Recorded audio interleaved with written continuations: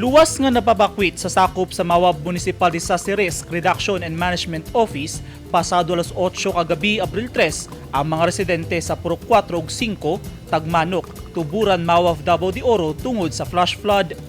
Ang nasinating pagbaha sa pipila ka lugar sa nasugutang probinsya tungod sa walay puas nga mga pag-ulan. Sa mga hulagway nga kuha sa Mawab MDRRMO, makita ang pagtinabangay sa mga residente, BFP Mawab ug MDRRMO.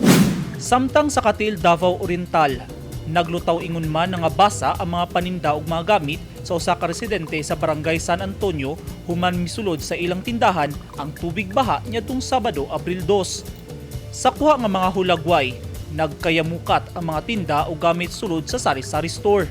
Usa lang ang Barangay San Antonio sa pipila ka mga lugar sa Davao Region ang gibaha tungod sa pag-ulan.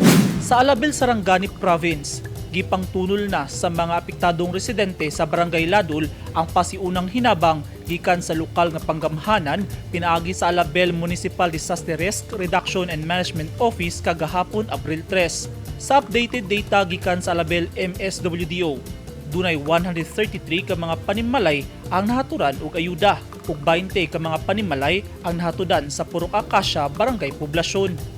Sumala sa Alabel MDRRMO ang pagtaas sa level sa tubig tungod sa kakusog nga pagbundak sa ulan sa milabayng gabii. Ang listahan sa mga apektadong residente gibase sa aktwal nga datos ug profiling sa mga opisyales sa Barangay Ladul.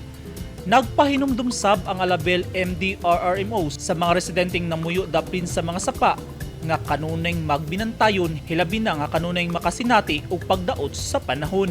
Naka-standby sa hinuon ang Alabel Rescue Team 24/7. Subay sa report sa Pag-asa, ang nasinating mga pag-ulan sa Rehiyon 11 ug ubang dapit sa Mindanao epekto sa Intertropical Convergence Zone kun ITCZ. Diin sagad manukad ang low pressure area. Eugene Hinutan, Newsline Philippines. Stay safe.